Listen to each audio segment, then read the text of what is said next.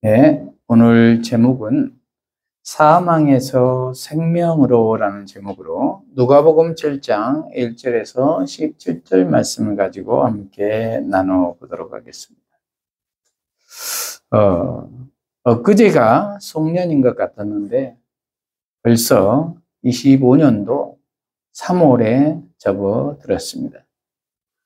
이제 봄 기운이 느껴지는 3월인 것 같습니다. 저와 여러분도 지금까지 침체되어 있었다면 이제 3월부터는, 봄부터는 새로운 활기를 찾았으면 좋겠습니다. 오늘 제목은 사망에서 생명으로입니다. 오늘 본문 전체의 줄거리를 살펴보면은 예수님은 이제 가버나움에서 나인성으로 이동하십니다. 가버나움에서는 백부장의 종을 고치시고 나인성에서는 나인성 과부의 아들을 살리십니다. 그러면 죽음의 문턱에서 살리심을 받은 사람들은 어떠한 특징이 있었는지 살펴보도록 하겠습니다. 오늘 본문을 통해 살펴보도록 하겠습니다. 첫째로 말씀만 하사. 1절부터 보면은 예수께서 모든 말씀을 백성에게 들려주시기를 마치신 후에 가버나움으로 들어가시니라, 이렇게 기록하고 있습니다. 무슨 말씀을 들려주시기를 마치셨습니까? 전달락 3장부터 보면은 예수님은 요한에게 세례를 받으시고 광야에서 40일 동안 시험을 받으시고 성령을 받으셔서 이제 본격적으로 사역을 시작하게 됩니다. 그래서 가장 먼저 갈릴리로 들어가셔서 가르치시고, 그리고 자신이 자라난 나사렛에 가셔서 가르치십니다. 그러나 그들은 예수를 배척하고 죽이려고 합니다. 그러자 예수님은 그것을 떠나가십니다. 그리고 갈릴리 성읍 가버나움으로 내려가십니다. 그곳 회당에서 더러운 악령 들린 귀신을 쫓아냅니다. 그리고 시몬의 장모와 많은 병자들을 고치십니다. 그리고 호숫가에서 베드로를 부르기 위해 시몬의 배에 오르십니다. 그리고 밤새도록 수고하여도 고기 한 마리도 잡지 못하고 있는 시몬 베드로에게 깊은 데로 가서 그물을 내리라고 합니다. 그러자 베드로는 말씀에 따라 그물을 내렸습니다. 그러자 그물이 찢어질 정도로 고기가 잡혔습니다. 그래서 베드로는 자신의 믿음 없음을 보고 저는 죄인이라며 자신을 떠나주시라고 합니다. 그리고 베드로는 이제 자신의 모든 것을 버리고 예수님을 본격적으로 따르게 됩니다. 그 후에 또 한 마을에서 나병 환자를 고쳐주십니다. 그리고 사람들이 몰려오자 오히려 예수님은 기도하러 광야로 가십니다. 그리고 중풍병자를 고쳐주시고 레이라고 하는 세리를 부르시고 금식에 대한 질문에 답해 주시고 참 안식일의 주인이 누구인가에 대해서 말씀해 주시고 12사도를 세우십니다.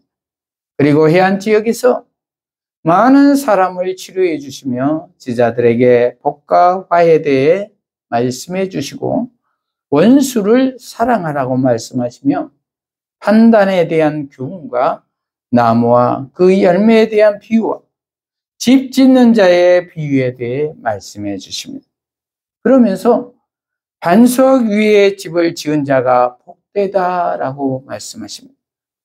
예수님을 믿는 믿음 위에 기초를 세워야 안전하며 복되다는 것입니다. 그 이후에 오늘 본문 7장 1절에서 17절 말씀이 이어집니다. 이렇게 예수님은 모든 말씀을 백성에게 들려주시기를 마치신 후에 가버나움으로 들어가셨다는 것입니다. 그런데 2절 어떤 백부장의 사랑하는 종이 병들어 죽게 되었더니 예수의 소문을 듣고 유대인의 장로 몇 사람을 예수께 보내어 오셔서 그 종을 구해 주시기를 청한지라 그랬습니다. 그때 당시 유대인들과 로마와의 관계는 점령군과 피지배자의 관계이었습니다. 그런데 로마의 백부장인 군인이 유대인 장로 몇 사람에게 예수의 소문을 듣고 자신의 종을 좀 고쳐달라고 얘기를 한 것입니다. 사이가 안 좋았다면 이렇게 했을까요? 그렇지 않죠. 사이가 좋은 사이였죠.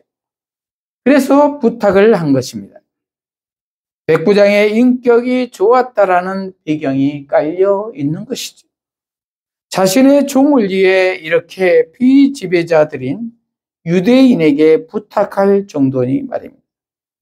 4절, 이에 그들이 예수께 나와 간절히 구하여 이르되 이 일을 하시는 것이 이 사람에게는 합당하니이다, 이렇게 말하고 있습니다. 고쳐주시는 것이 합당하다고 말하고 있는 것입니다.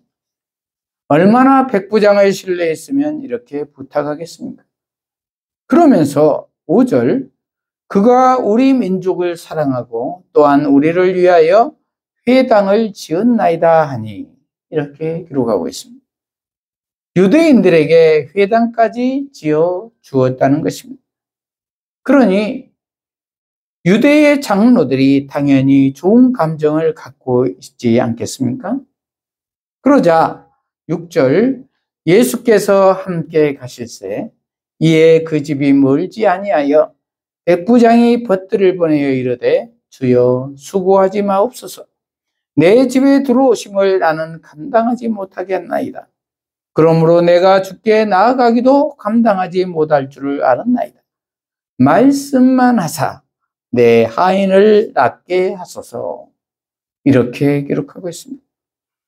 그러자 예수께서 함께 가시는데 그 집에서 사람을 보내어 집에 오시지 말라는 것입니다. 왜냐하면 내가 감당하기 어렵다는 것입니다. 감히 예수님을 집에 오시게 할 수 없다는 것입니다. 그러니 그곳에서 말씀만 하셔도 낫겠다는 것입니다. 굉장한 믿음과 겸손입니다. 어떻게 이방인이 이러한 믿음을 가졌을까 신기할 정도입니다. 이는 성경에 자세히 어필되어 있지는 않지만 그는 하나님이 예비하신 사람인 것 같습니다. 그래서 은혜를 입은 자인 것 같습니다. 예수님의 정체를 알고 있는 듯한 표현입니다. 그는 예수님이 진히 하나님 되심을 알고 있는 듯합니다. 예수님이 구원자 메시아임을 알고 있는 듯합니다. 저와 여러분은 이러한 은혜를 입었습니까? 은혜를 입은 자는, 예수님을 만난 자는 이러한 모습과 태도가 나타난다는 것입니다. 자신이 백부장으로서, 점령군으로서 비지배자들인 유대인인 예수님에게 이러한 극존칭, 극대우를 할 수 있겠습니까? 예를 들자면 옛날에 일제강점기 때 일본 순사 헌병감이 한국인들에게 이러한 존대를 했겠습니까? 감히 상상도 할 수 없는 상황입니다. 그러면서 그는 8절, 나도 남의 수하에 든 사람이요 내 아래에도 병사가 있으니 이더러 가라 하면 가고 저더러 오라 하면 오고 내 정도로 이것을 하라 하면 하나이다, 이렇게 기록하고 있습니다. 군인으로서 상명하복의 원칙을 잘 알고 있다는 것입니다. 그래서 예수께서 명령하시면 말씀만 하셔도 내 종이 나을 것이라는 것입니다.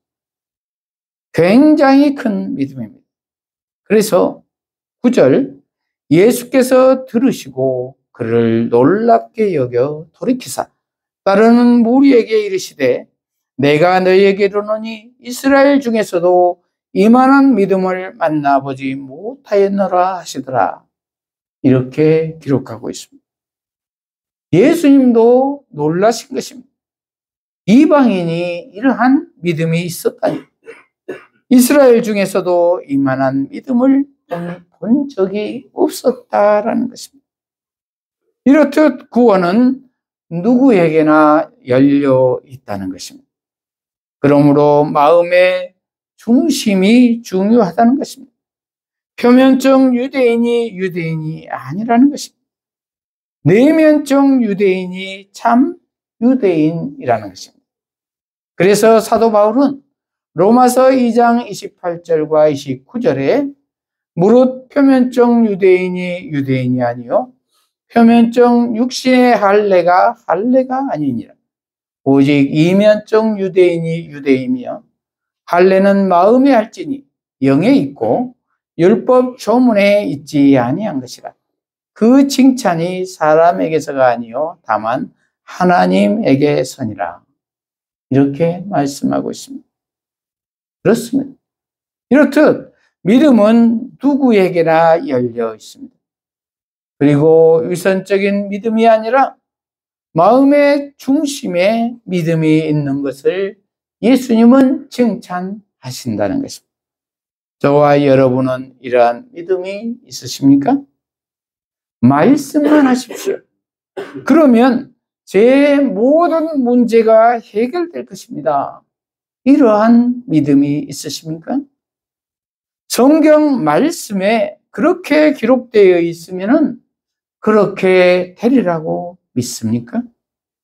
그러한 믿음이 있는 저와 여러분이 되시기를 축복합니다. 그러자 10절 보내었던 사람들이 집으로 돌아가 보매 종이 이미 나아 있었더라. 이렇게 기록하고 있습니다. 믿음이 있으면 이렇듯 이미 나은 것이나 다름없다는 말입니다. 저와 여러분이 예수 그리스도를 믿으면 너와 네 집이 구원을 얻으리라고 했는데 믿으면 이미 구원이 이르렀다는 것입니다. 지금 사망 가운데 있으십니까? 믿으면 이미 생명 가운데 있습니다. 그래서 예수님은 요한복음 5장 24절에 내가 진실로 너희에게 이르노니 내 말을 듣고 또 나 보내신 이를 믿는 자는 영생을 얻었고 심판에 이르지 아니하나니 사망에서 생명으로 옮겼느니라. 이렇게 기록하고 있습니다. 사망에서 생명으로 옮기고 있는 중이 아니라 이미 옮겼다라는 것입니다. 완료형입니다. 믿는 순간 사망에서 생명으로 옮기운 자가 되었다는 것입니다. 예수 그리스도로 말미암아 말입니다. 그러므로 우리 믿는 자들은 이미 옮기운 자들로서 아직은 부족하지만 점진적으로 성화해 나가는 것입니다. 옮기지 않는 상태에서 옮기기 위해 노력하는 것과는 차원이 다른 것입니다. 이것은 나의 노력이나 나의 공로가 들어가지만 이미 옮기운 자는 나의 공로가 아니라 예수님의 공로로 십자가의 공로로 순종만 하면 성령을 통해서 점진적으로 성화되어 간다는 말입니다. 그러므로 성령님께 다 맡기고 나아가기만 하면 우리는 이미 승리한 삶을 살고 있는 것입니다. 그러므로 말씀하여 주십시오. 오늘도 고침을 받는 줄 믿습니다. 말씀하여 주십시오. 그 문제가 해결될 줄로 믿습니다. 이러한 기도를 해야 될 줄로 믿습니다. 둘째로 나오니 11절부터 보면은 그 후에 예수께서 나인이라는 성으로 가실새 제자와 많은 무리가 동행하더니 성문에 가까이 이르실 때에 사람들이 한 죽은 자를 메고 나오니 이는 한 어머니의 독자요 그의 어머니는 과부라. 그 성에 많은 사람도 그와 함께 나오거늘. 이렇게 기록하고 있습니다. 여기에서 12절에 나오니 그랬습니다. 나오니. 죽은 자와 많은 사람과 과부가 예수께 나왔다고 기록하고 있습니다. 그들이 스스로 예수께 나왔다고는 말하고 있지 않으나 어쨌든 예수 앞에 나오게 되었습니다. 우리나라 같으면 옛날에 상여 나간 것과 같은 분위기지요. 그런데 우연히 성문에 가까이 이르실 때에 예수 앞에 이들이 나와 왔다는 것입니다. 가장 먼저는 죽은 자가 예수 앞에 있는 것이고 나중은 과부와 많은 사람들이 나와 있는 것입니다. 둘 다 불쌍한 사람들이라는 것입니다. 죽음을 못 이기고 슬퍼하는 모습들입니다. 그럼에도 불구하고 예수 앞에 놓여져 있는 것입니다. 그러자 13절 주께서 과부를 보시고 불쌍히 여기사 울지 말라 하시고 가까이 가서 그 관에 손을 대시니 맨 자들이 서는지라. 예수께서 이르시되 청년아 내가 내게 말하노니 일어나라 하시매 죽었던 자가 일어나 앉고 말도 하거늘 예수께서 그를 어머니에게 주시니 모든 사람이 두려워하며 하나님께 영광을 돌려 이르되 큰 선지자가 우리 가운데 일어나셨다 하고 또 하나님께서 자기 백성을 돌보셨다 하더라. 예수께 대한 이 소문이 온 유대와 사방에 두루 퍼지니라. 이렇게 기록하고 있습니다. 죽었던 자가 살아난 것입니다. 예수님이 관에 손을 대시고 일어나라고 하니 일어나 앉고 말도 하였다는 것입니다. 말이 된 사건입니까? 아직까지 죽었던 자가 살아난 거 보신 적 있으십니까? 한 번도 없을 것입니다. 그러므로 이 사건은 하나님 아니면 하실 수 없는 사건이라는 것입니다. 그래서 예수님은 즉 하나님이시라는 것입니다. 그 예수님이 우리를 불쌍히 여기신다는 것입니다. 불쌍한 과부를 돌아보아 주시고 그에게 아들을 돌려주었다는 것입니다. 그렇습니다.